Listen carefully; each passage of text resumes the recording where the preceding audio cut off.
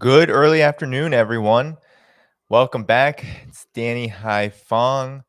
Be here with you for about 90 minutes. I have more than a few stories, more than a few developments that I want to get into today with you. So while you are here, of course, be sure to drop a like, be sure to subscribe to the channel, hit that notifications bell, and of course, be sure to support the channel if you are able at patreon.com/Danny Haifong. That is the best way to support all of my work, including that which happens right here on the left lens. So, again, good afternoon, everyone.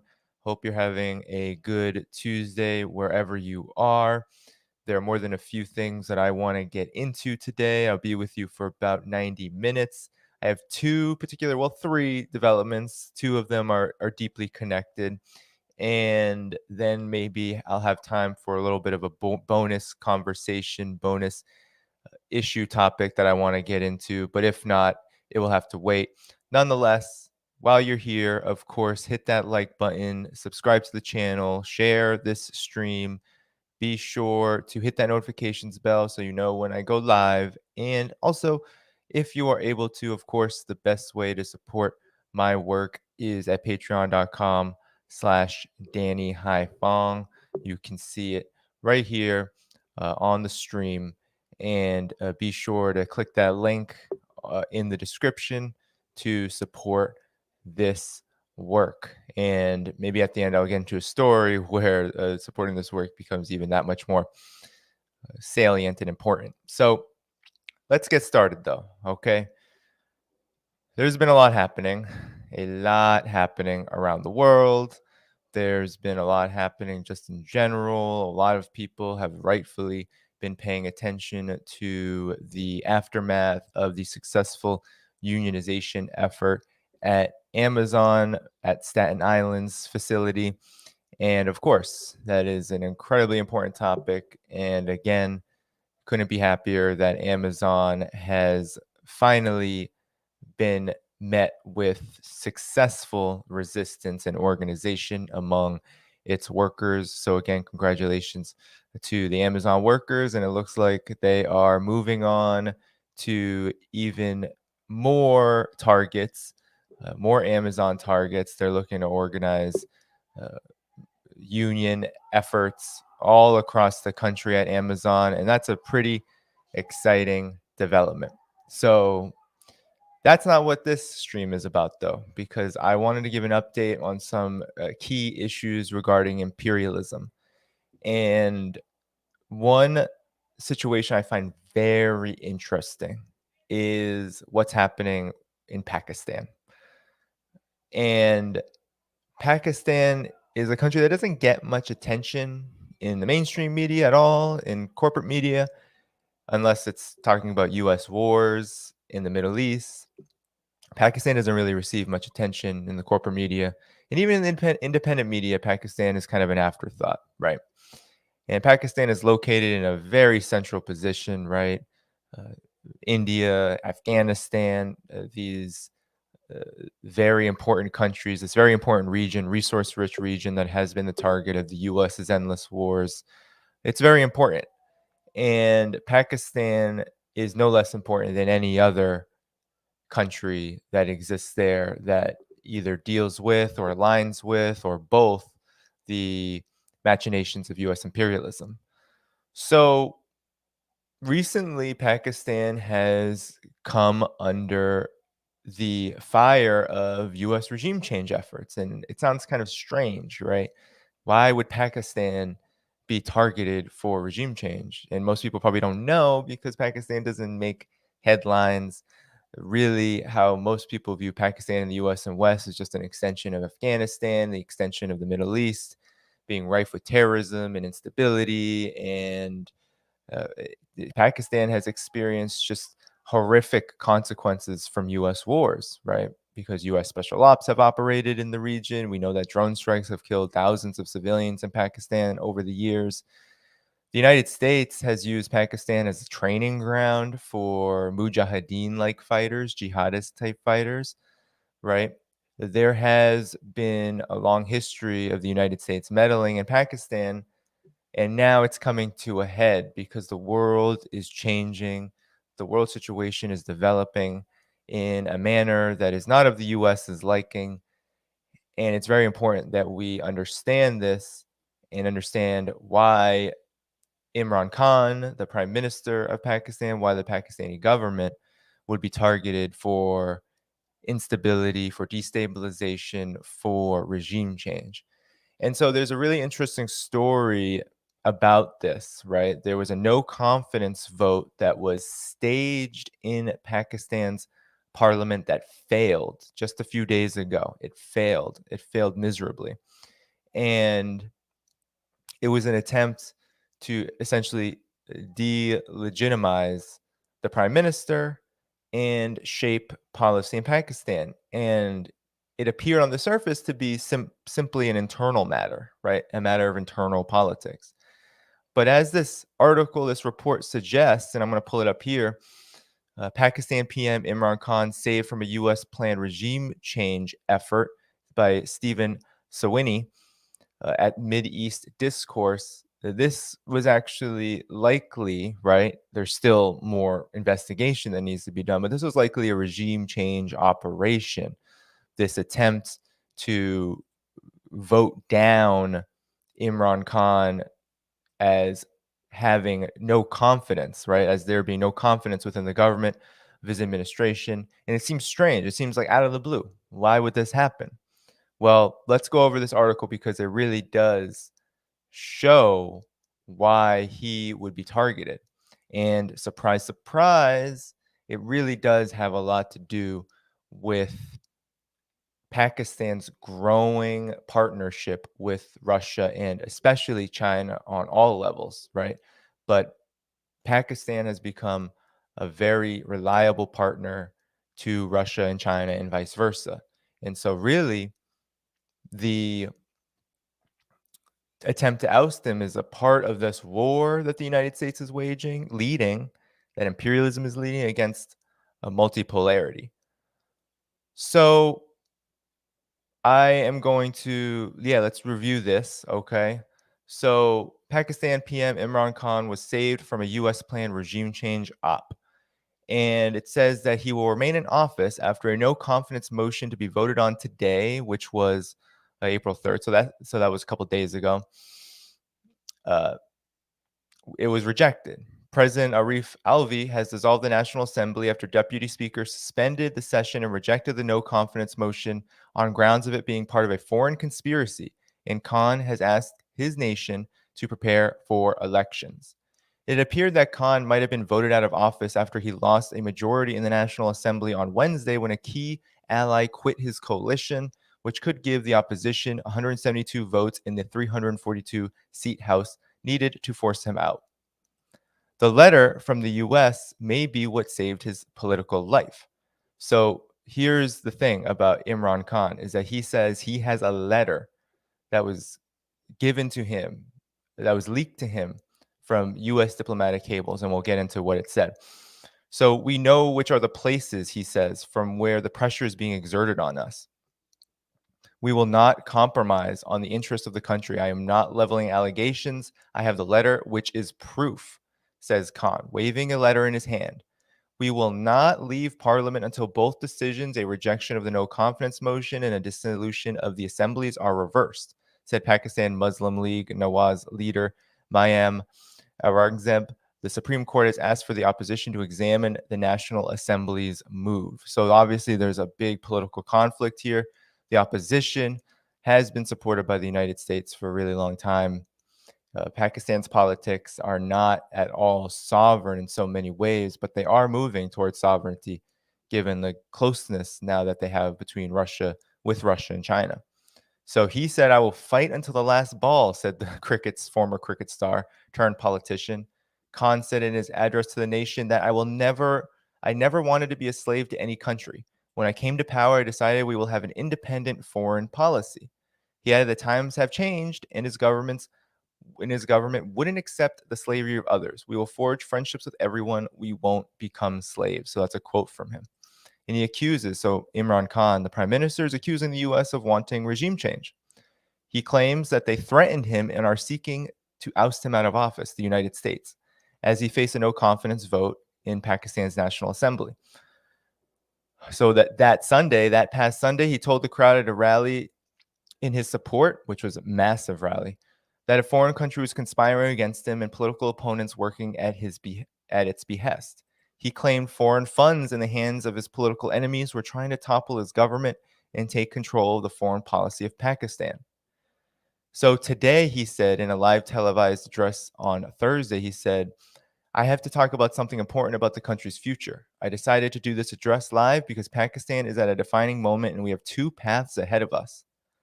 The letter he's saying was an official diplomatic cable from the US to Pakistan, which stated, if the vote of no confidence succeeds, we will forgive you. Talking about Imran Khan, the prime minister. If it does not succeed and Imran Khan remains the prime minister, then Pakistan will be in a difficult situation. So that sounds like a threat. So the United States was threatening Pakistan's government.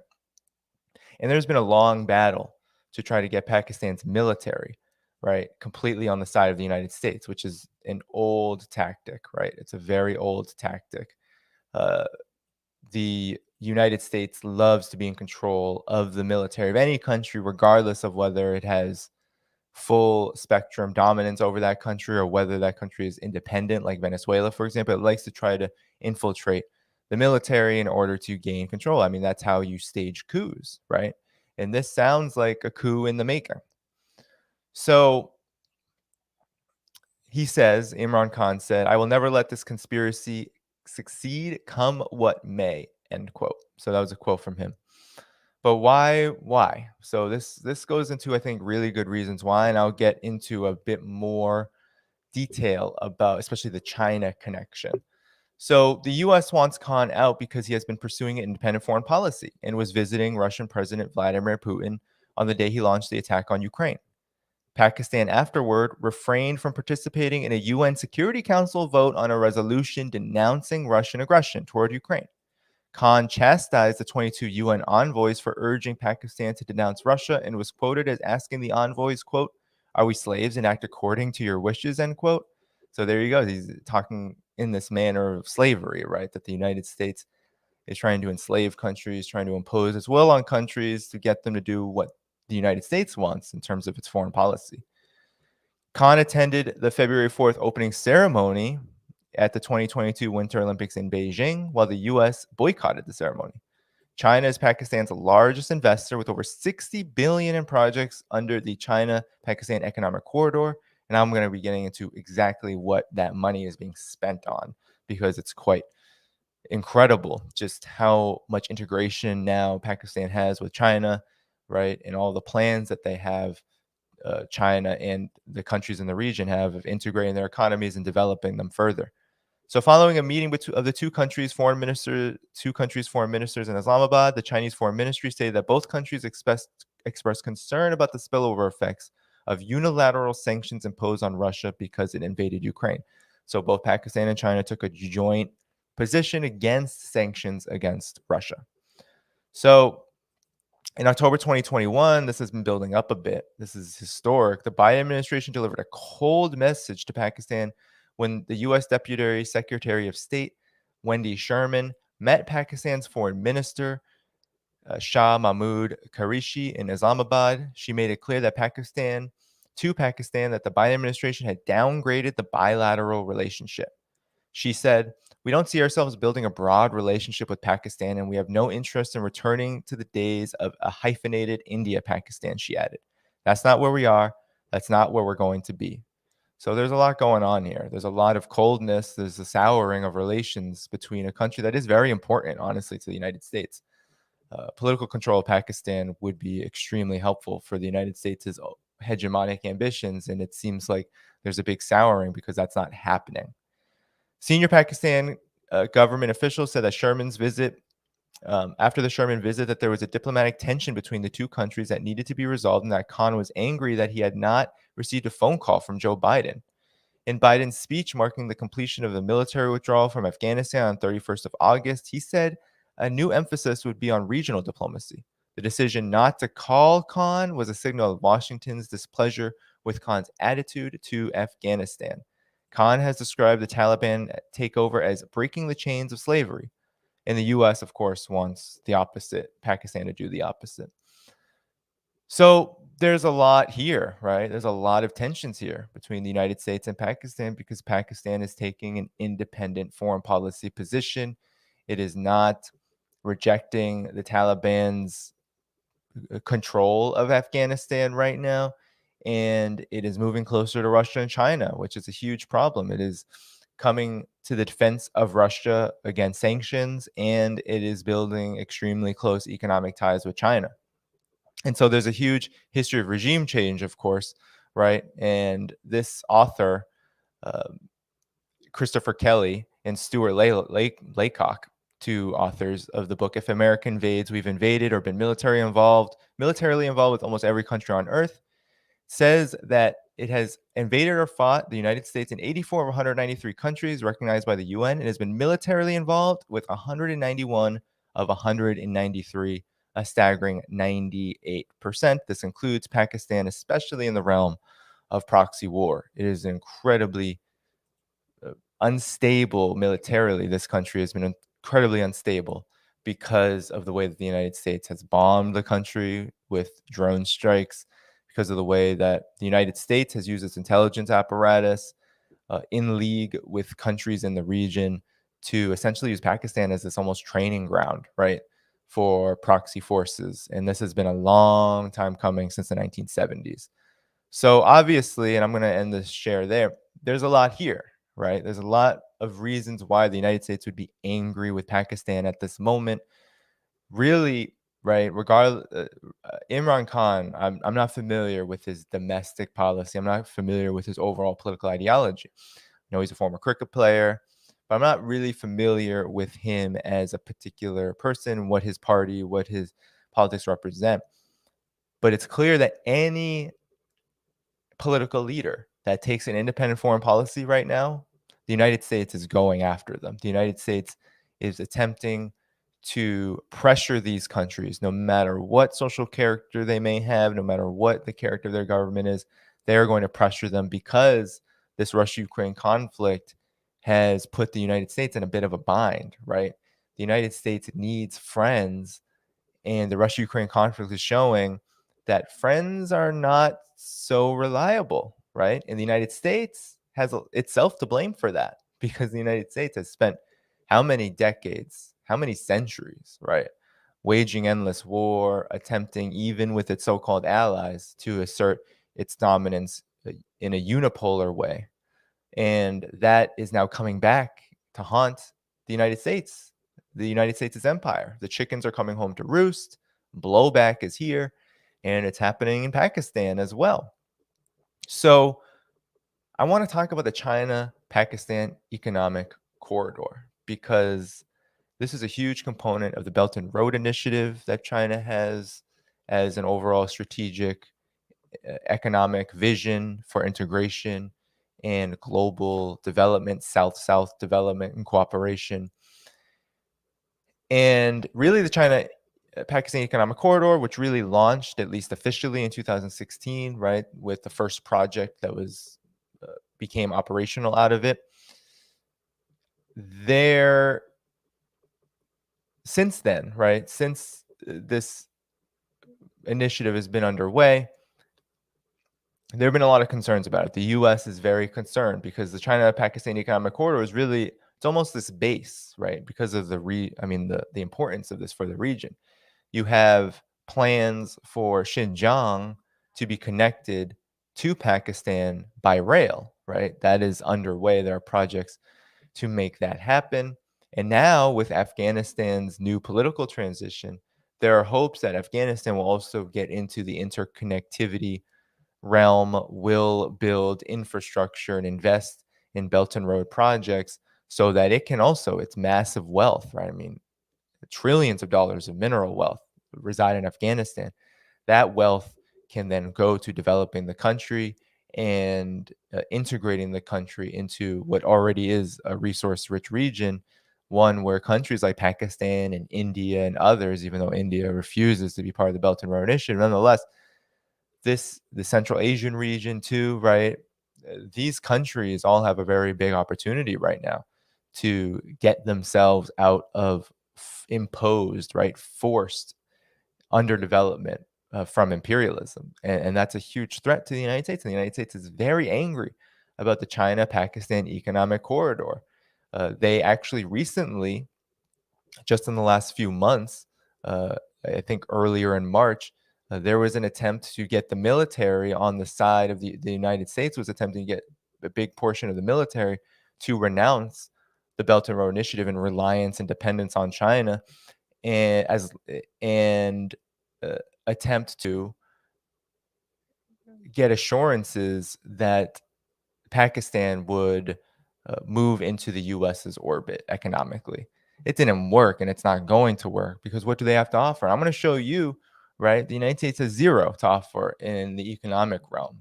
The United States is not going to invest in roads and bridges and ports and development zones and economic development in Pakistan and public transit. That's not going to happen.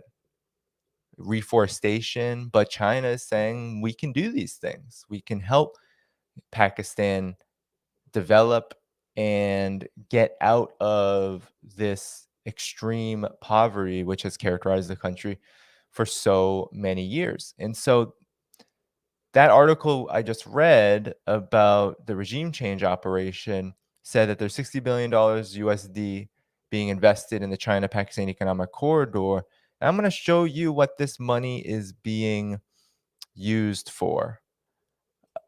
So the Pakistan government actually has an entire progress update. Okay. Um, well, China and Pakistan.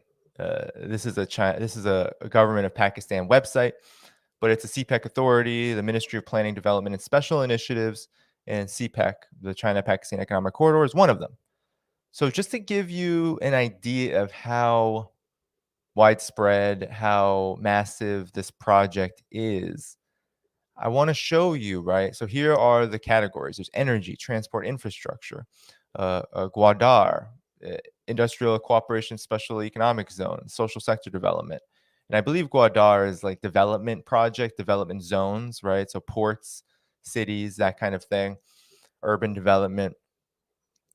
And so I'm just going to go through each one. I'm not going to go through all of the projects, but I'm going to show you how extensive this is. So, in terms of energy, you have one, two, three, four, five, and these are all either operational or under construction, right? So, you have 10 projects already operational, energy projects. Then you have under construction, you have uh, another six, and then under consideration, you have another five. So, you have a lot of already just in the realm of energy, you have more than 20 projects either operational, under construction, or being considered. That's huge. That's a huge number. That's just energy, right? And so you have coal-fired plants. You have uh, other projects. You also have green energy projects, solar parks here. Uh, 400 megawatts, 600 megawatts now under construction or under implementation. You have hydropower dams and wind farms. Here you have a wind farm, right? These are just wind farm, right? You have a lot of green energy projects as well. So that's huge. That is huge, right? Because Pakistan was once a country that was energy deficient, that it did not have the capacity in terms of its development to use its resources to power the whole country. And now it does. Now it is actually a surplus country.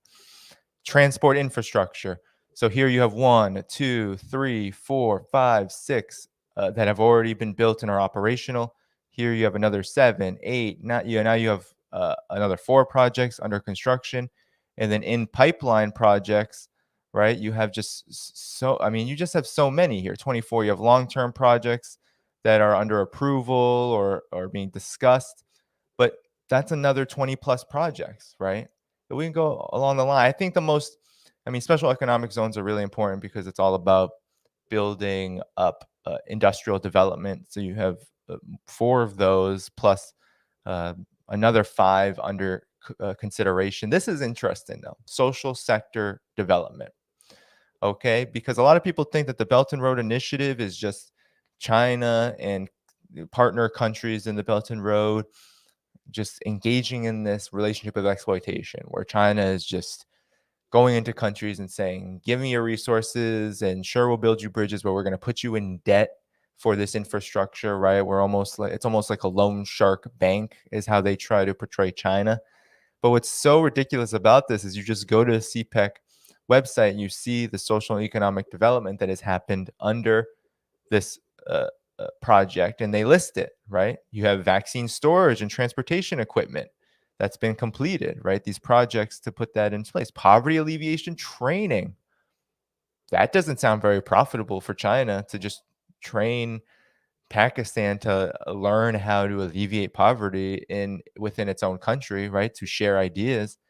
Emergency relief supplies for enhancing disaster preparedness. So vocational and technical education capacity build up project.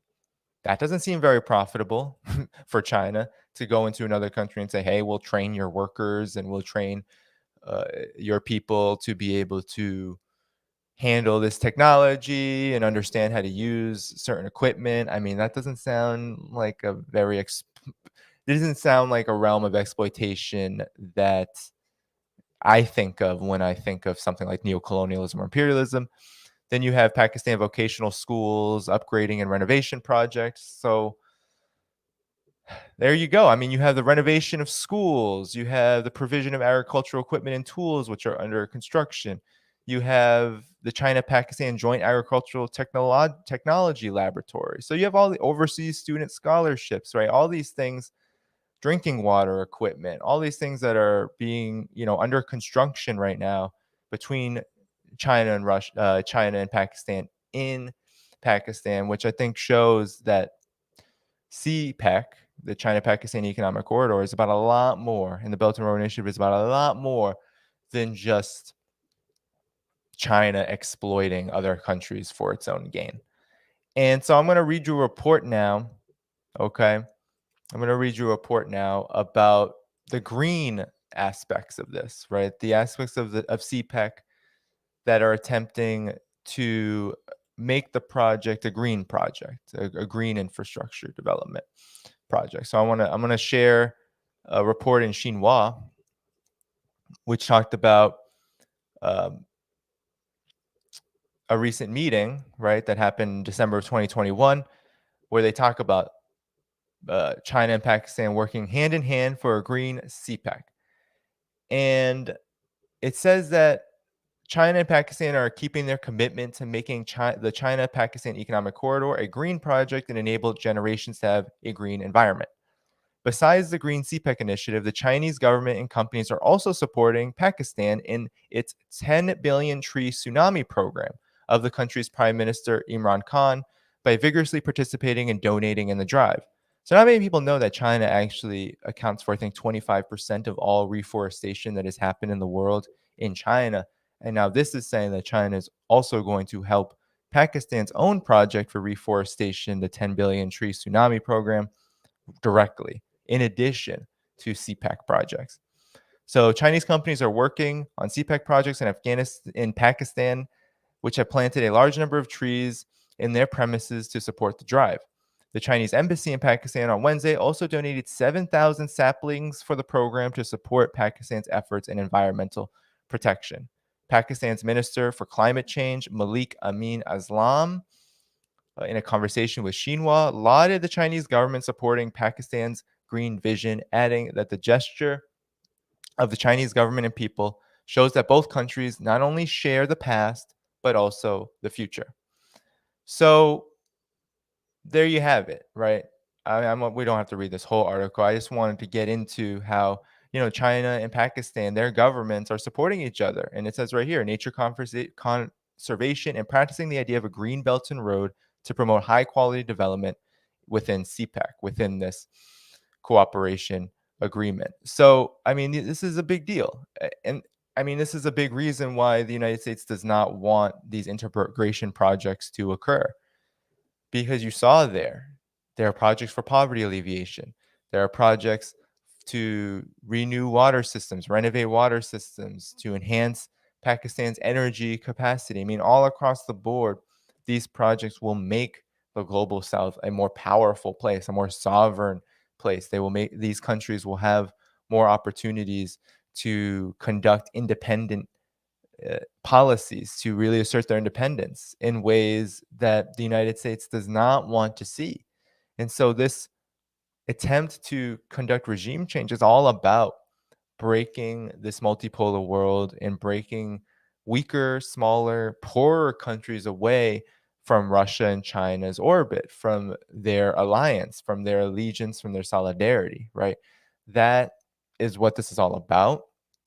And it's important that we are able to not only understand this, but also be able to point people in the direction of, well, this Belt and Road Initiative, this China Pakistan economic corridor is really, I think, giving a lot of promise to a region that has not had much to be optimistic about. Look at what's happening in Afghanistan right now, right? I mean, Pakistan and Afghanistan are very close in terms of regional politics issues, right? They have both been played off each other for so long with regard to U.S. imperialism.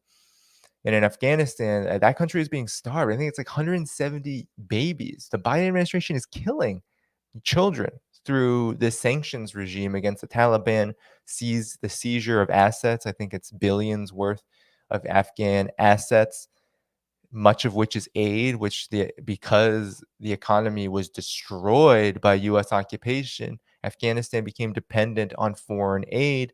That foreign aid has been turned off, and now there's something like 170 babies per day dying in Afghanistan from preventable illness and diseases, malnutrition, etc., because of the United States, right? And so just with that understanding alone, and with that knowledge alone, we can kind of get the picture that CPEC, the China Pakistan Economic Corridor, this multipolar world, this new Silk Road, the Belt and Road Initiative, all of this is a threat to the United States' agenda, to its plans. And so Prime Minister Imran Khan has lost his sort of luster to, has become an enemy of the United States, just because his government and his leadership is practicing an independent foreign policy. And so we can expect things like this to continue, especially during this Russia Ukraine conflict, where there is a lot of desperation in the United States to try to organize the world into its camp to isolate Russia. And it's not working. And so I want to get into that. Let's get into now Russia, because a good friend, Hillary Clinton, queen of chaos, master of destruction, imperialist, Hillary Clinton is back. She has reemerged, she's come out of the caves of the imperialist war criminality career that she's had. She's come out of the caves again to rear her face to talk about the Russia-Ukraine conflict. And there are a few interesting aspects of this, but let's just talk about Hillary Clinton first. I can't believe we have to talk about Hillary Clinton, but the establishment keeps her relevant despite the fact that she has lost 2 elections, one of which was to a celebrity billionaire who they spent billions of dollars. The Clinton wing of the party spent billions of dollars, the mainstream media, corporate media, billions of dollars to demonize, and yet she still lost to him. She's behind the Russiagate hysteria. I mean, the Clinton legacy, right? Starting with Bill and Hillary together, moving into today is just one, and we'll get into her legacy in particular around wars. in a minute, but this legacy just continues to be relevant, unfortunately for all of us, because the establishment finds her to be one of their most loyal servants, and really, she is in terms of status, she is right there as one of the most beloved among the ruling elite because of just how she will literally do anything for the war machine. I mean that's her now. Her biggest, I think, aspect of her legacy is that, not to mention just how she has championed some of the most reactionary domestic policies around racist police violence and mass incarceration and immigration and all of that. But we're talking in neoliberalism and destroying welfare and all of that, deregulating the economy. She's a huge proponent of Wall Street, but it's the wars, right, that she cannot get enough of. And so when she reemerges of late, it usually has to do with some kind of US foreign policy question. And so she has now weighed in. So Hillary Clinton has weighed in on this issue of the Russia Ukraine conflict. And while I'm pulling this article up, make sure that you like this video.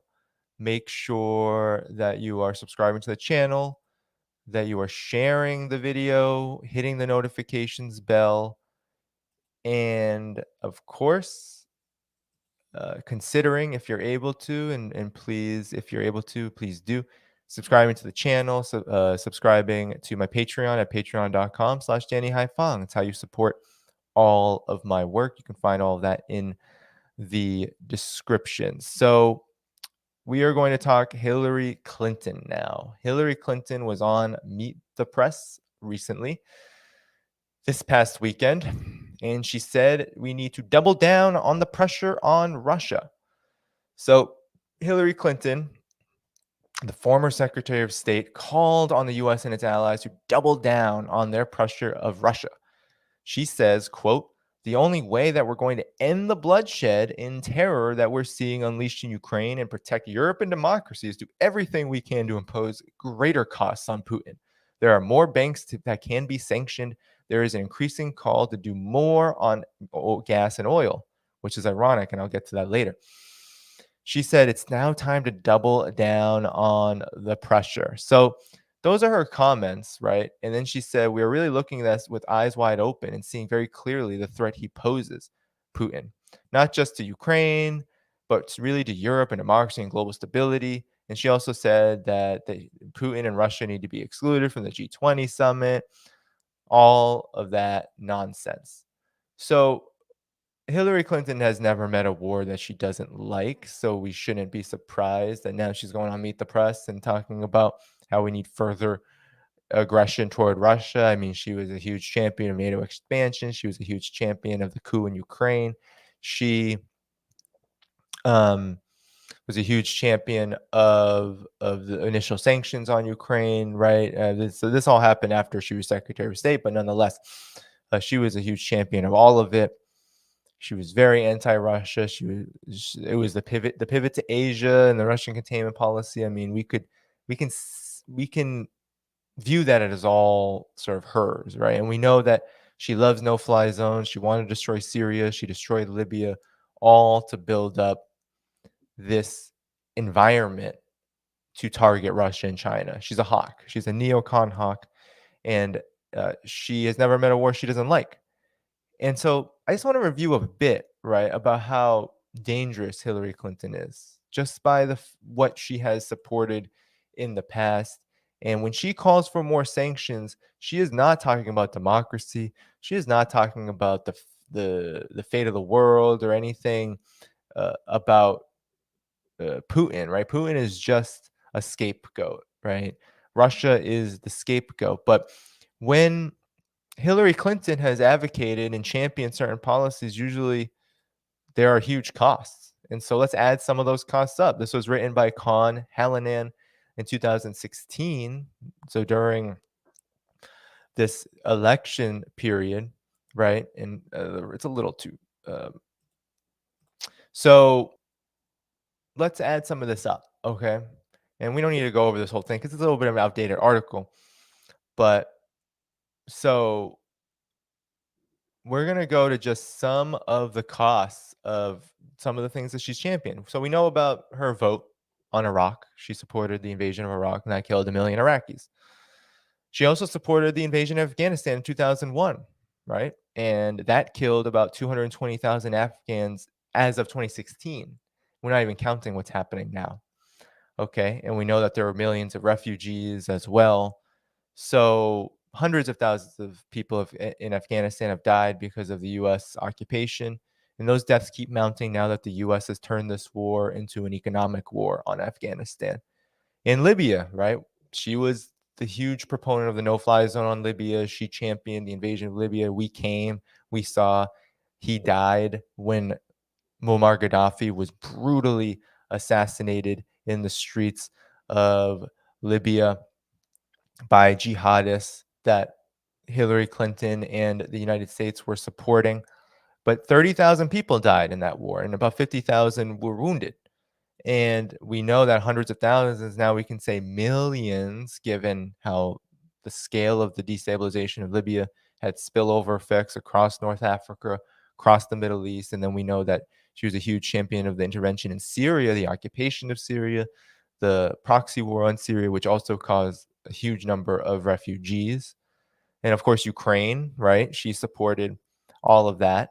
And there were thousands who were wounded or killed during that coup attempt. Now we have the situation in Yemen, which he also supported Saudi's invasion, the Saudi Arabian invasion of Yemen. The US Saudi blockade choked off imports. We have 13 million people in Yemen with no access to clean drinking water. You have 6,000, thousands of people in Yemen have been killed by the Saudi Arabia onslaught, the military onslaught.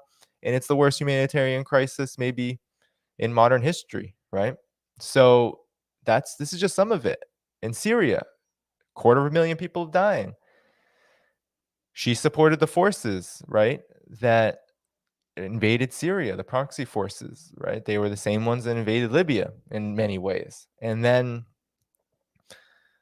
right, then this article says, how do you calculate the cost of the Asia pivot? Well, the costs are also many, especially to those countries that are occupied by the U.S. military, Guam, Okinawa, right? These countries languish economically, militarily, socially. So that's just like a brief.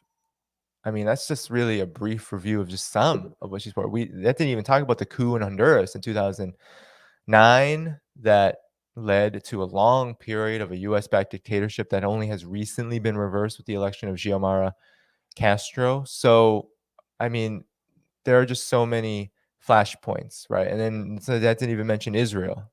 Hillary Clinton being a huge champion of Israel, pushing Obama, right? Being right there by Obama's side as he signed that monumental, massive partnership agreement with Israel, about $3.8 billion per year over the next decade, which Trump reinforced. But Hillary Clinton is a hawk. She's a Zionist. She's an imperialist.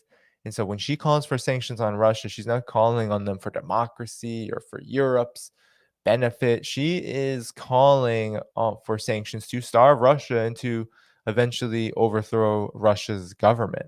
That's the hope, right? And I think she's particularly focusing on sanctions because the military situation is deteriorating, right?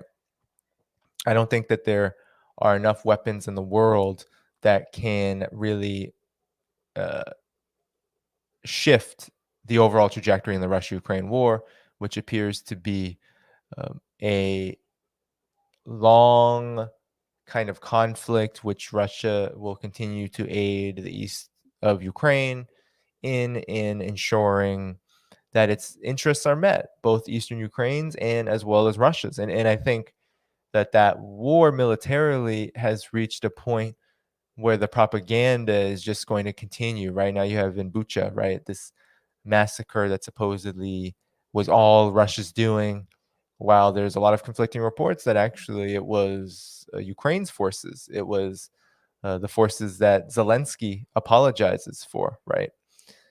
The Azov regiment.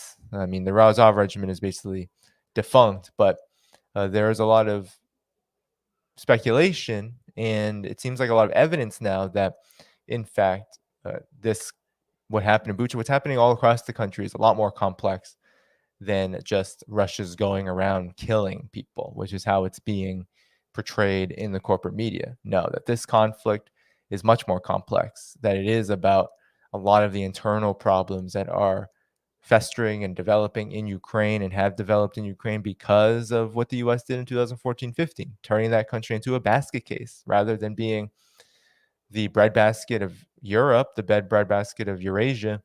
Ukraine has been turned into a basket case economy, government, and a real war-like government, a war zone that didn't start in 2022. It didn't start in February 24th, 2022. It started in 2014 during the coup. And it started even before that, the Orange Revolution of 2004, right? The US supported very far right forces there.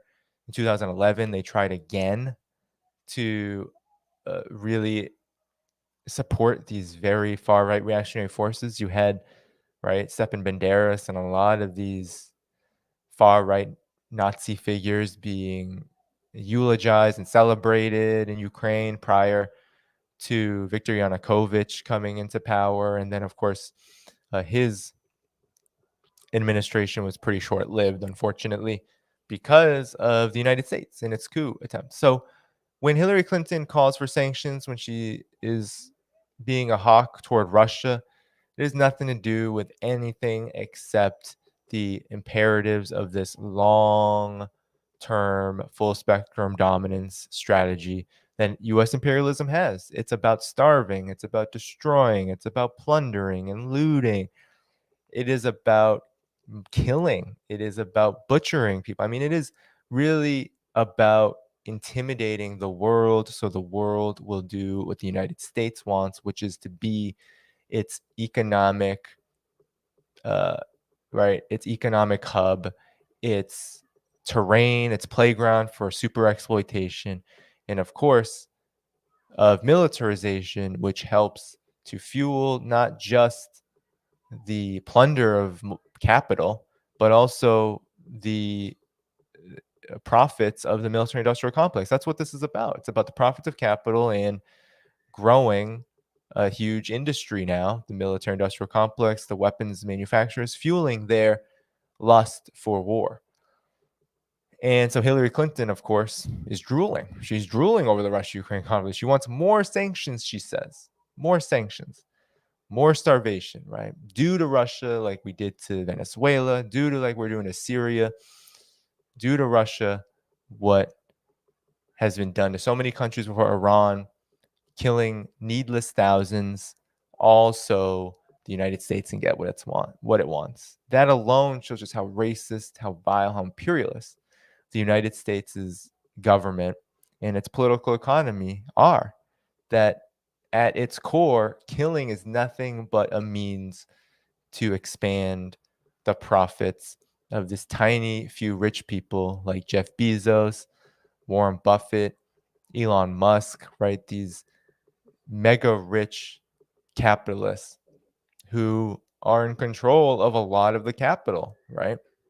Through their various institutions, through the world of finance, through the world of monopoly capital. So that's where we're at, and that's where Hillary Clinton is really setting her sights on.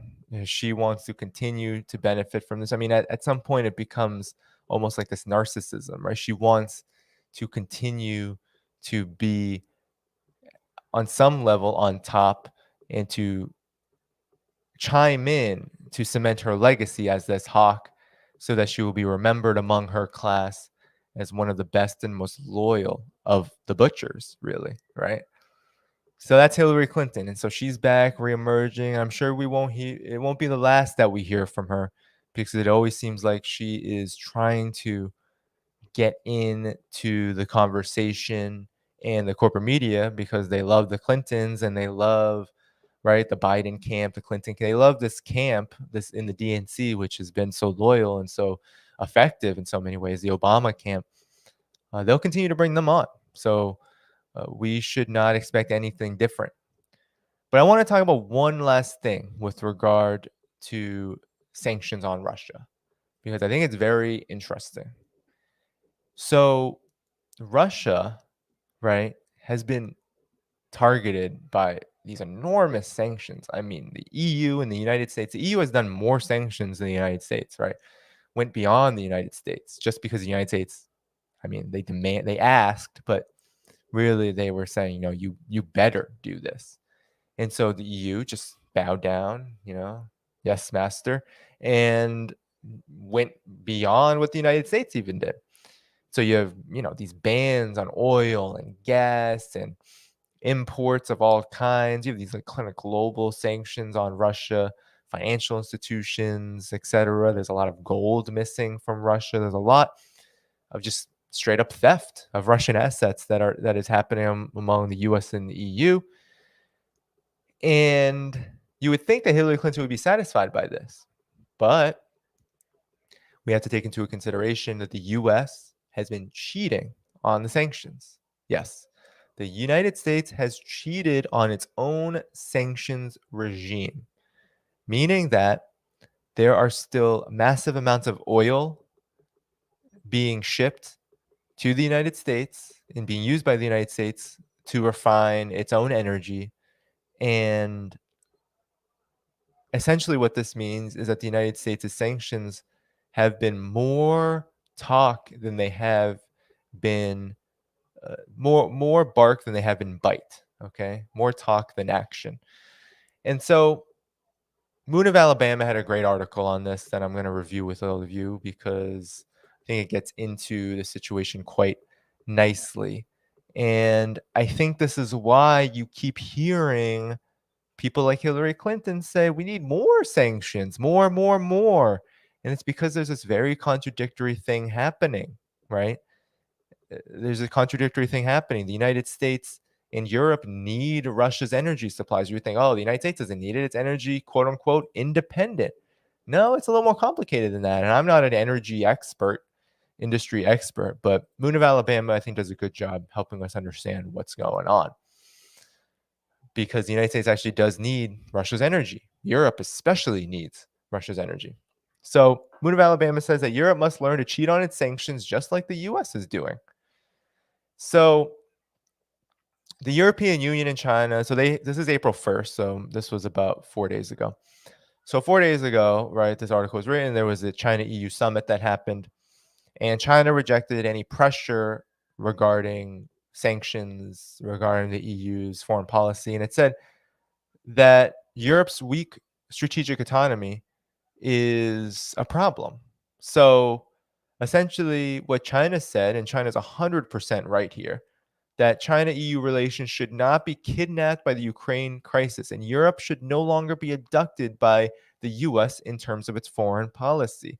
It will greatly undermine the EU's own interests, which is 100% true and 100% of what is happening, making it difficult to ensure economic recovery and people's livelihoods.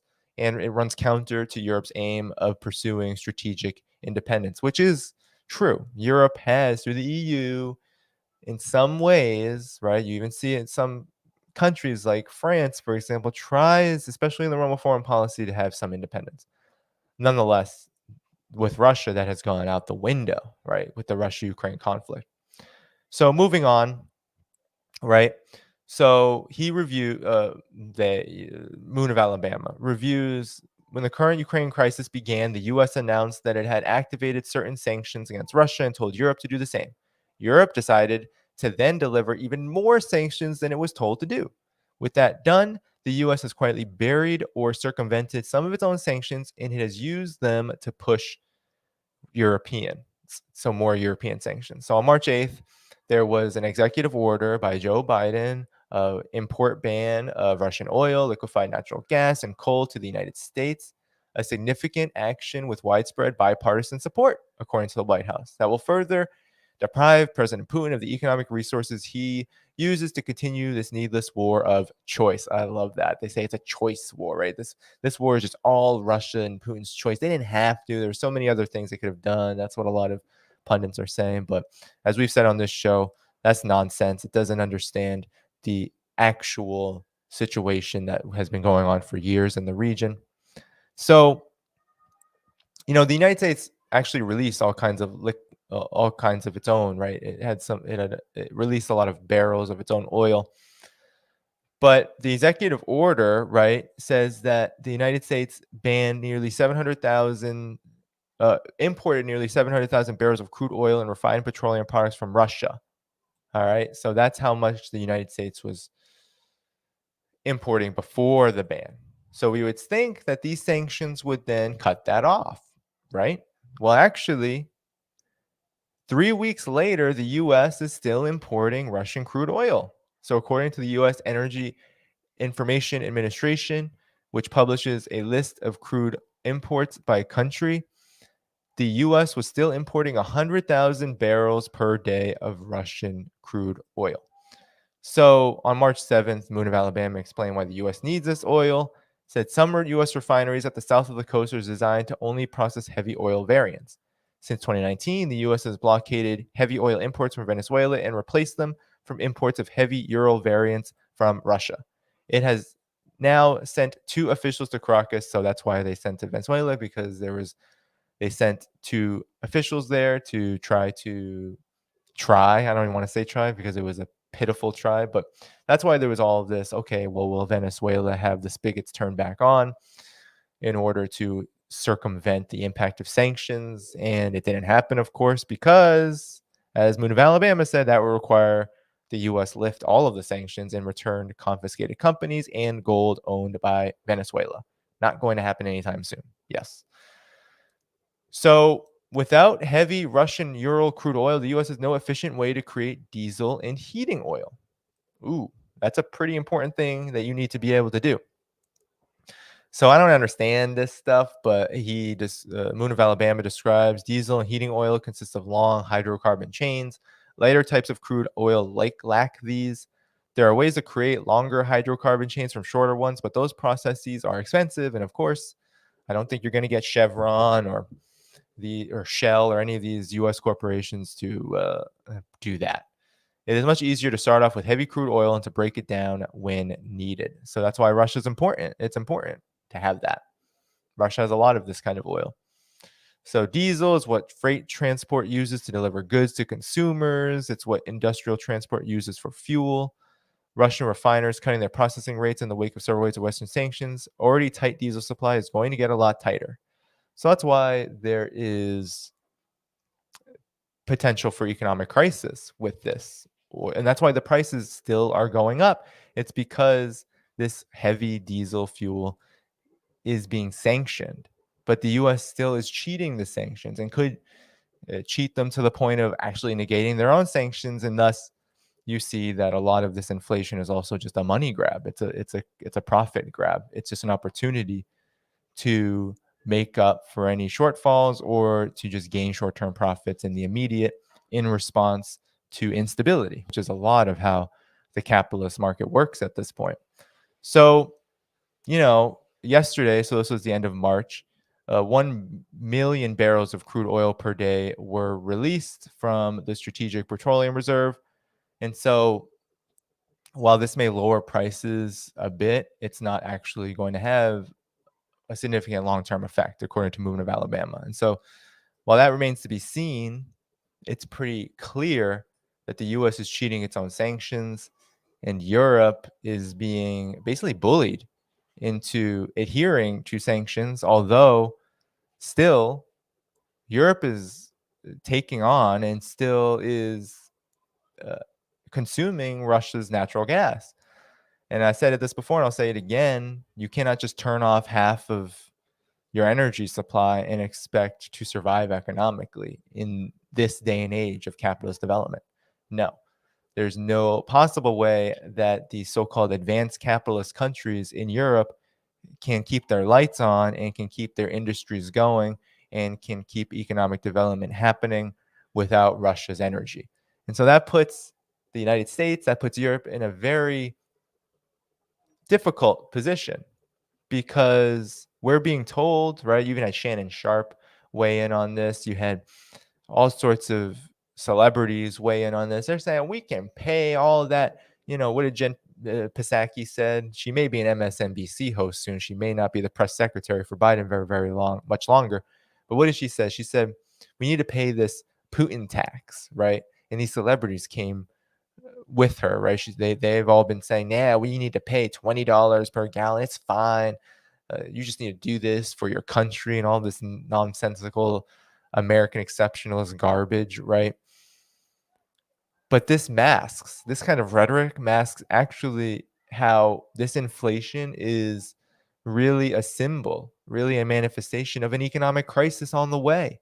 That Europe is actually very close to economic crisis, which would generate a larger capitalist crisis because of these sanctions, because the capitalist market cannot sustain turning off Russia's oil and gas from the world.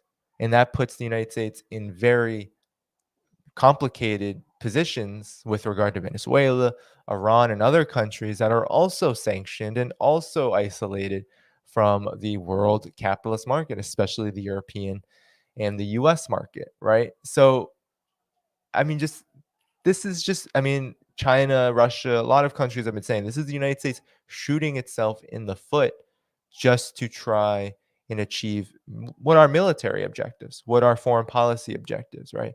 Containment of Russia, destabilization of Eurasia, trying to divide Russia and China, right? Try to drive a wedge between them. There's all this talk. China needs to get on the right side. China needs to come to the United States. It's like that's not going to happen. It's not going to happen. China will not do that. There's no way China will ever come to the United States and say, "Oh yeah, we're with you now." Right? No, because the world is different now. The world is not like it was 40, 50 years ago. The United States is on a downward trajectory and it knows it, right? The ruling class knows it. And so that's why they're desperately trying to play this game of how do we meet our objectives against Russia militarily while at the same time prevent and avoid it, if at all possible, the economic fallout. But no longer is it possible for there not to be a significant economic fallout. And it's not like there haven't been past wars that the United States has either facilitated or been directly involved with, which had huge economic costs. I mean, the US war in Vietnam, invasion of Vietnam, had a huge economic cost. Arguably, it played a role in the oil crisis, right? The economic crisis of the 1970s. It played a role there because the United States became this huge military behemoth. There was this oil demand and supply crisis, supposedly, but really it was just a capitalist crisis, kind of being brought to the head by a lot of what US capital was doing around the world. And then uh, the same with Iraq and Afghanistan. I mean, you could argue that the 2007-8 crisis and then right after the 2000 dot-com crisis, Iraq and Afghanistan, these invasions, this huge military buildup also helped lay the basis. So the military buildup always kind of brings capitalism to a point of crisis. But at the same time, this is a bit different in the sense that rather than the United States being really the facilitator of this, it is the United States responding to Russia's reaction, right? How Russia has decided that it's no longer going to just take provocations and allow what's happening in Eastern Ukraine to just happen, to allow Ukraine to become a NATO country, right? This is a response to a situation the United States may not have been prepared for, right? Because there were all these talks, right, in the beginning, before February. The United States is intelligence is saying there's going to be invasion. There's going to be invasion. There's going to be invasion. Russia's going to invade. Russia's going to invade. But a lot of that felt like, and I think we should not overestimate US intelligence capabilities. It felt like there was a provocative aspect to that, that there was sort of this excuse to give lethal aid to Ukraine, which is what Hillary Clinton wants as well, right? There was this excuse to do that.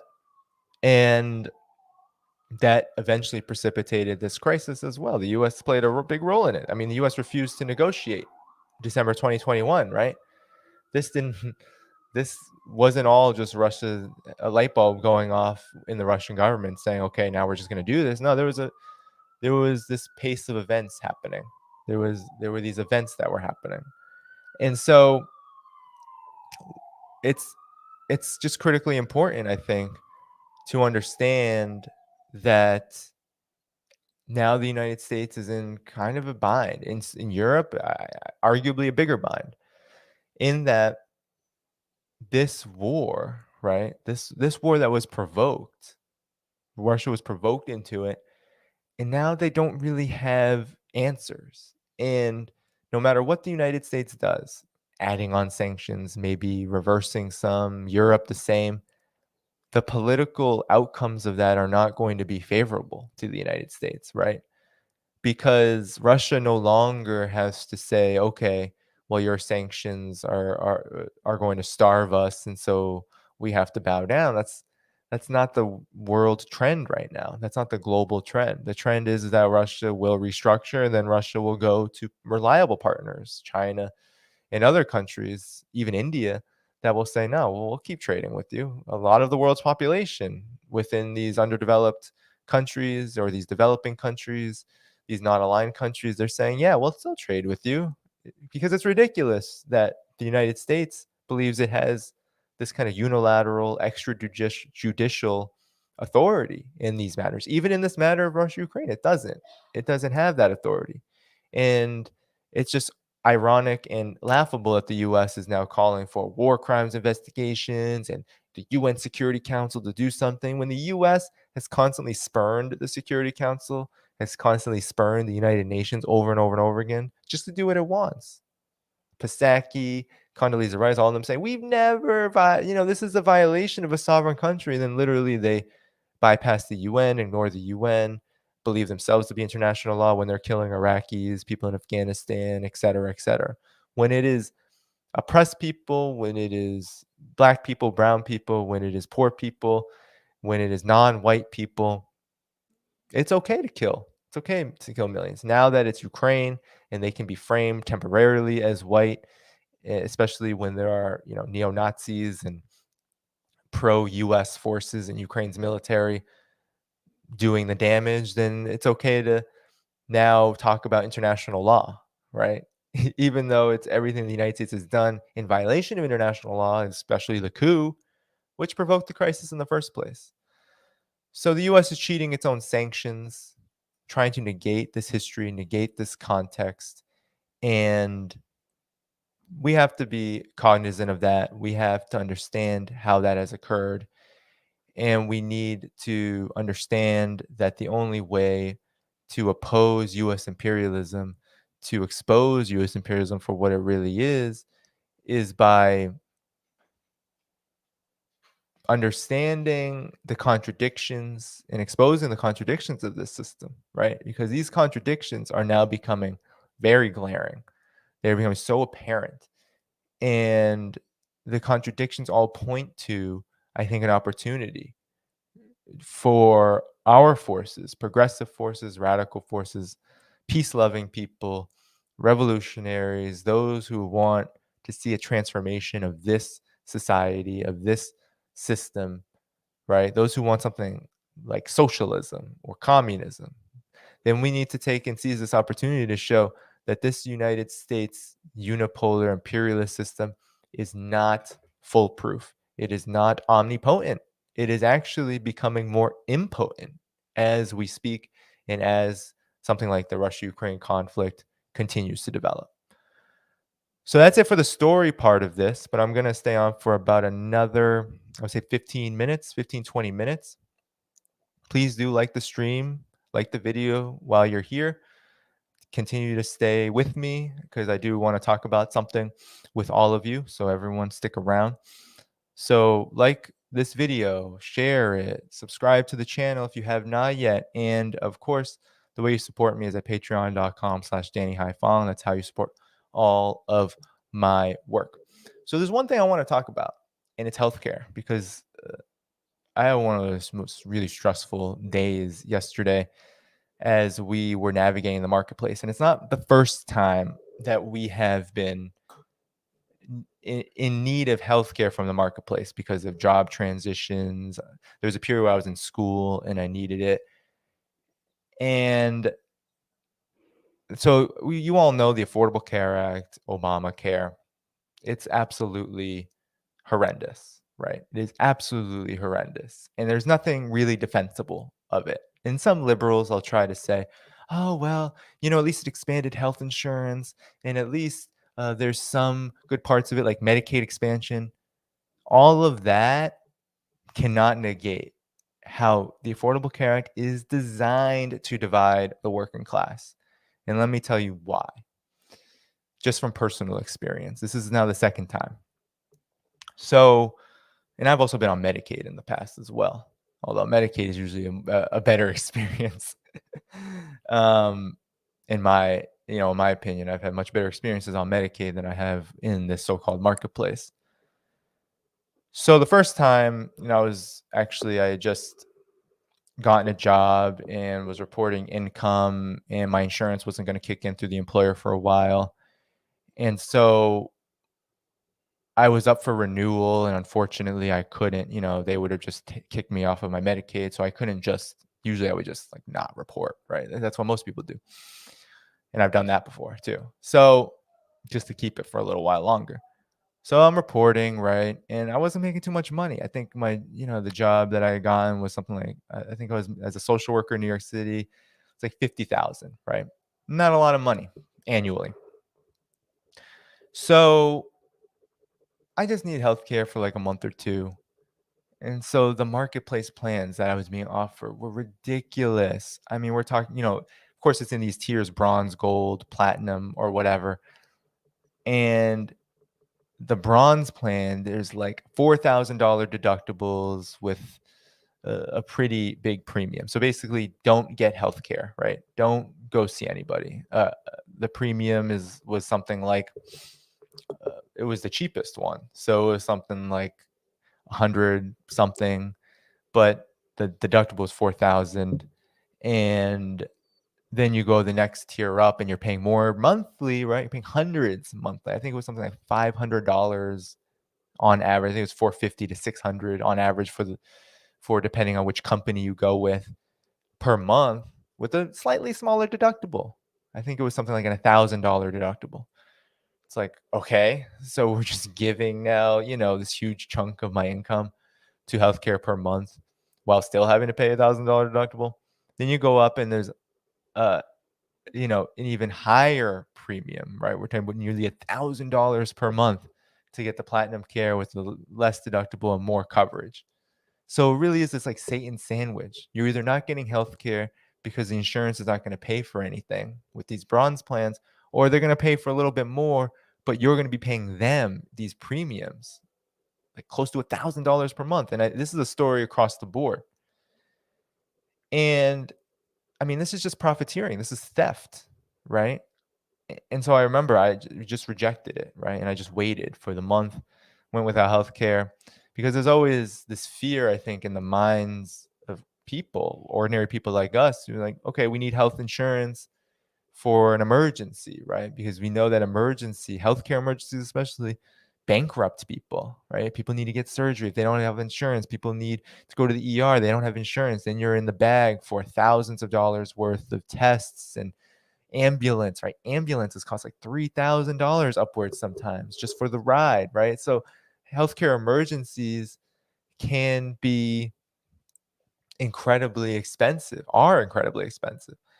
And so people are like, okay, we need health insurance. So it's like you pay the money up front just so you have that, maybe a bit of solace that you won't be uh, bankrupt in the future. It's a really, I mean, it's a sinister scam. It is. I mean, this is how these corporate health insurance companies really loot you. So again, we're in the situation getting, yesterday, 2022, calling the marketplace in the same situation happens, and it just triggered all of this stress because we're in between insurances for like a couple of months, as my wife starts a new job, and her job is not going to give her insurance, I think, for like 30 days after she starts. And that's not until the end of this month. And so we're like, okay, we need to get something. Her prior employer's plan has expired. Cobra is a scam. Cobra is even more expensive. And so we're researching these plans, and we're like, whoa, we're going to be paying 500, 600 a month just to have healthcare that I don't know how much we're gonna for 2 months, how often we're gonna use this, and there's still a deductible on it. I think there's still upwards of an $1,000 deductible, not as bad, but they were giving us plans 4,000, 5,000, 6,000 before you can even get any coverage, and that's on these lower level plans, which do not cover anything. So this is what is meant by the health insurance companies dominating the Affordable Care Act, dominating the so-called marketplace, right? The so-called expansion of insurance. They are literally having free reign to give you these expensive plans that don't cover jack shit, to bankrupt you, to get you into debt, and to essentially make it really difficult for you to live, just so you don't feel like if you go to the hospital, you go to the doctor, you will have to pay completely out of pocket. And I actually had to go to an appointment yesterday because I've been going through some medical things, and I was like, I gotta just go to urgent care. And luckily in the neighborhood, I mean, I had to pay like $140, 140 just to, get checked up on. But I was like, if I went to my primary care without insurance, I would have been paying hundreds, thousands, maybe, depending on what they did, depending on uh, healthcare in New York is very expensive. So I was like, just gonna go to urgent care, just do it. I mean, it's just complete robbery. So I wrote about the Affordable Care Act actually, and I'm just going to share the article. I wrote about this as part of Obama's legacy series, right? I did a 10-part series at the end of his administration in 2016. And I just want to review this really quick with you, just some of the components of this before I leave you, because I have to leave by 2, maybe a little bit before 2 p.m. Eastern. But so I wrote an article about his legacy, right? Part 1, where profits for the monopolies, healthcare for those who can't afford it. Okay, you can't see the whole title here, but that's what it's called. So here you go. The Obama Legacy Part 1, profits for the monopolies, healthcare for those who can afford it, right? And so I wrote this in 2016 as the Bernie Sanders campaign was coming to a halt. And I said that the Obama administration bears much of the blame for the legitimacy crisis that this system is afflicted by. And this was a multi-part series. As Obama's reign goes to the history books, and healthcare is a point of discussion in 2000. It was a point of discussion in 2016 elections. Medicare for all came up. There's massive popularity for that. People are disgruntled by this system. You have millions upon millions of people in healthcare debt, like bankruptcy, right? I think hundreds of thousands go into bankruptcy every year in the United States. So the narrative for the last 8 years under Obama has been confined, though, to the Affordable Care Act. That's what we heard. We didn't hear Medicare for all under Obama. And the debate has centered on the attacks the Affordable Care Act received from the Republican Party. And so we need to discuss what it's about. And what's not discussed is how Obama worked tirelessly to protect and fulfill the interests of the corporate healthcare system, the very one that we all experience if you live in the United States, and that I just had to really confront in the last few days. In 2019, he collaborated with the health insurance industry and its pharmaceutical counterparts to repress the demand for single-payer healthcare. So 2009 was where Obama put the kibosh, right? Really silenced the single-payer advocates. And so people really wanted it, right? Organizations like Healthcare Now wanted single-payer healthcare. There was a majority in the House and the Senate. But Obama decided to broker with the insurance and monopoly pharmaceutical corporations instead, and came up with the Affordable Care Act, which was modeled after the Heritage Foundation, this far-right think tank, in its model for healthcare reform, which was first instituted in Massachusetts by Mitt Romney. And then one of its key architects, Liz Fowler, wrote the bill as a former VP of WellPoint, which is now Anthem, which is a huge insurance corporation, and now is in a lucrative position with Johnson & Johnson, which is a big pharmaceutical company. So from its very roots, the ACA was destined to consolidate the corporate health insurance and pharmaceutical industry's control over healthcare.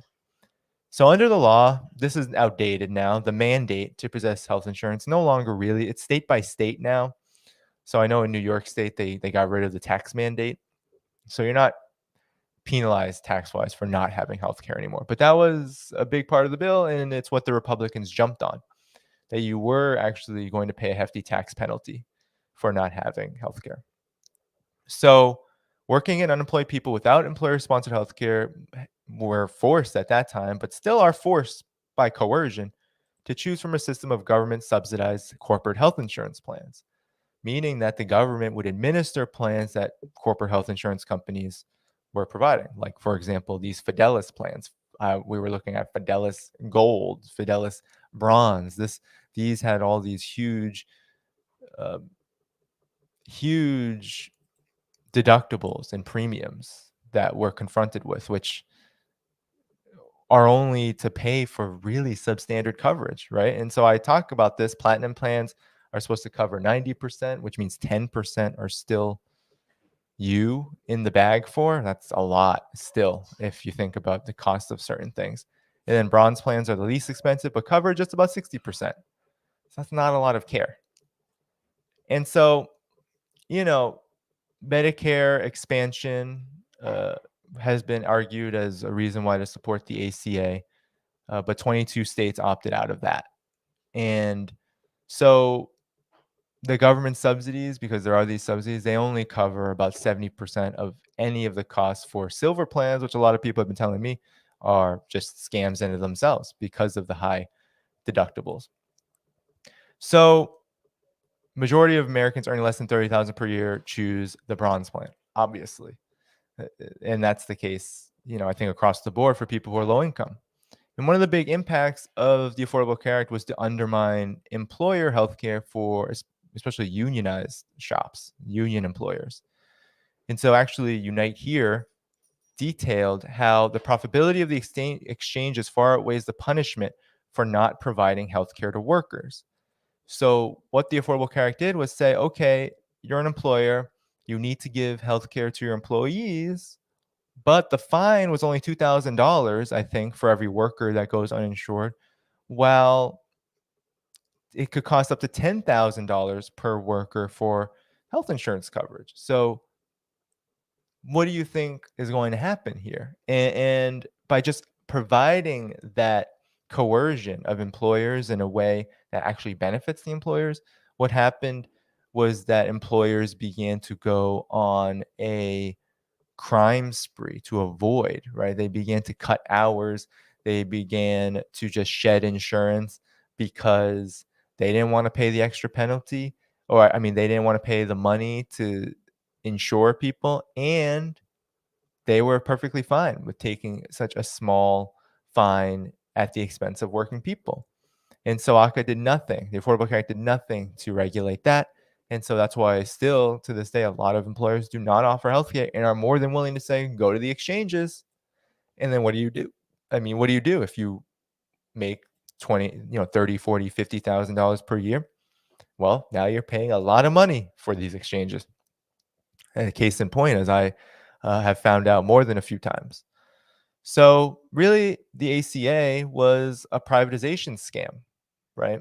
The cost of healthcare per person is $9,086 on average, and a quarter of people are suffering from healthcare related financial woes because of how people are uninsured. They're still underinsured, and people can't pay for these costs with this kind of insurance. It's still just all about profit sharing. It's all about cost sharing.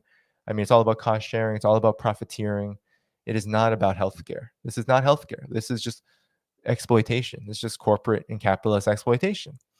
So I said that the only winners have been the healthcare monopolies, really, because people are still struggling. And also, I didn't mention it in this article, but this is really what generated the Medicare for all demand, which we still do not have, and we're not going to get under this political arrangement. Like, we're not going to get it from a Democrat. We're not going to get it from a Republican. We're not going to get it from the bipartisan capitalist establishment and imperialist establishment. It's really going to take a hard struggle to make something like healthcare, along with all the other uh, social and economic policies that we need in place to improve the lives of working people, to actually become a staple of this society. It won't come under, I don't believe it'll come under anything that resembles capitalism. I think only a real socialist society can support this. And you find that out when you are confronted with the ways in which and the extent to which the capitalist class, headed by people like Barack Obama, Joe Biden, the lengths that they're willing to go to extend corporate and capitalist tentacles into our lives. I mean, the lengths they're willing to go to paint and portray their policies as benevolent while they actually make people suffer even more is quite astounding. And so that's what the Affordable Care Act was. It was a giveaway, and it has cemented control of the insurance industry. So anytime a working class person goes to this marketplace, if they make anywhere above the Medicaid limit, they are in for immense pain, right? And these subsidies do not pay for enough. These plans do not cover enough. And so really what the Obama administration has done, Trump, and now into the Biden administration has done is say, nope, we're not going to subsidize healthcare. We are not going to provide healthcare. We will subsidize the corporations. We will subsidize the insurance industry to essentially impose suffering onto you. So I wanted to talk about that because I mean, it's the reason why I continue to ask for support for my work, right? It's these concerns, these issues, these are part of my daily life just as much as they are part of yours. So that's why I ask, you support this channel through patreon.com/Danny Haiphong. You support all of my work, my weekly columns, and all the work that I'm doing with Friends of Socialist China, other places through Patreon. I mean, there's a reason why I ask, right? There's a reason why I make it a part of these streams. It's not because I'm, trying to run away with money. It's because, things happen and things continue to happen just, of course, in all of our daily lives. And so I really do appreciate anyone who's able to provide that support. And I can only imagine. I've just started doing this as like full-time independent journalist. Um, and someone who's not taking on like a 40 plus hour a week gig. I've just started to find out, oh yeah, you don't get that healthcare provided to you. You got to figure it out on your own.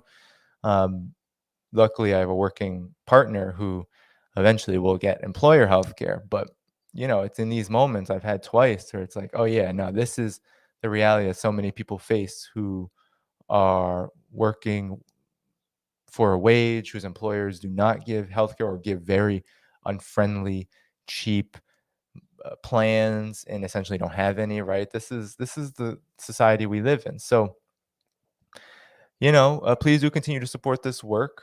Patreon.com/Danny Haiphong. That's how you keep it going, and that's how you keep someone like me from uh, just I don't know. Going completely mad from the stress. um, it's that support that you've been able to give me over these past couple. It's been like a year or so since I've been doing a little over a year and a half now building the support, and certainly it's helped to even think about mitigating some of these costs. So thank you so much, comrades, for all of that. And definitely keep it going if you can, and definitely add your name, to the membership to support my work. I really appreciate it at patreon.com/Danny Haiphong. But really, I really wanted to talk about the healthcare, right? The healthcare situation, because it brings you, right. I mean, honestly, I'm one of these people that I didn't used to avoid healthcare so much, but I avoid it more and more and more, and as I get older in my adult life, because I'm just like, damn, even when you do have healthcare, employer-based healthcare, like dental work is expensive. And then, so I've been doing a lot more. And then it's annoying too, because you go, you got to pay these costs. And then it's like, yeah, the whole system is designed only to maybe find something that's wrong, but it's really not to help you be a healthier person, right? So you're just going there when something's wrong. And that to me is just, I mean, it's not the way I like to live. So I find myself, yeah, avoiding it more and more in my adult life. And it's these experiences which teach us to do this. I mean, that's a traumatic experience to go to get a large bill, to be confronted with this kind of Satan sandwich. Hey, eat from this trough or eat from this one, right? Pay thousands later or pay thousands now, right? Those kind of experiences that working people have to deal with every single day. they have their effect on people's mental health and well-being. And I got a little bit of a return taste to it yesterday. So I definitely wanted to just review a bit about the Affordable Care Act and how it has impacted the lives of working class people. And it makes the case for why we need a universal healthcare system, not just Medicare for all, because I do think Medicare for all is a fine demand. But I do believe we need a nationalized, full, single payer healthcare system, which can provide free healthcare to everyone. And that's that. We need these debates, right, about the existence of the insurance industry. Oh, we can keep whatever certain insurance companies around. They'll just have a different purpose. No, no, no, no, no, no, no. We need to get rid of the insurance industry. We need to get rid of all for-profit interest in healthcare as just a beginning, I think, struggle to, or a beginning step in getting for-profit interests out of all sectors, especially around human rights, but all sectors of society. And of course, broadly economically, that's where it will happen last. I mean, that's the revolution, right? But certainly, as China has showed us, and even people Cuba is doing it too. Other socialist countries, they're showing us, Nicaragua. Yeah, the profit motive can have a place, right? It just can't be dominant. But the United States, I think, is far beyond, right, the usefulness of the profit motive because, well, it's been a capitalist system for how many centuries? It has advanced to this like highest stage of imperialism, and it has a lot that it owes, right? The U.S. imperialist system has a lot that it owes Black people, right? Huge debts to Black people, working people around the world. I mean, a huge amount of debt. So I think the situation is a bit different when we talk about the profit motive here, right? Rather than a place like China, developing country, history of imperialism, needs to develop its productive forces. The productive forces have been developed here. They've been developed and then they've been gutted again, right? So we need to think about extracting the profit motive out of society, and that's a big struggle. It's what Amazon labor union struggle is about. It's what the struggle for Medicare for all is about. It's even what the struggle against policing and mass incarceration and repression and war is about. Extracting the profit motive, because it's the profit motive which is requiring the repression and the surveillance and the racism and the white supremacy. We've got to think about it in these terms. But anyway, it's been a great stream today, guys. I'm going to end it here today with those stories. Please do, before you go, of course, like the video, share this video, subscribe to the channel, hit the notifications bell to get notified when I'm on. And then, if you're able to subscribe at patreon.com/Danny Haiphong, it's the best way to support the work. So one last announcement. This coming Sunday, I'm going to be taking about a week-long vacation, so I won't be seeing you probably not until either later that week or early the next week. Might be on one more time trying to get something going for maybe Thursday. But if not, right, I'll probably see you guys the week after. So anyway, I'll definitely put an announcement on the page and on all my various channels. And no call-in. So somebody has no call-in this Sunday. No, I have to actually announce that. So no call-in this Sunday because that's when I start to go away. Maybe I'll try to do it the day before, or maybe I'll try to do a couple the following week. We'll see what happens there. But definitely this Sunday is when I start taking a break, and maybe the 7th you'll see me again on here. But if not, I'll definitely make some announcements and continue onward for the rest of the month. So thanks all for coming. Again, make sure you like the video before you go, subscribe, hit that notifications bell. And if you can support patreon.com/Danny Haiphong, that would be great. Appreciate it, and peace out.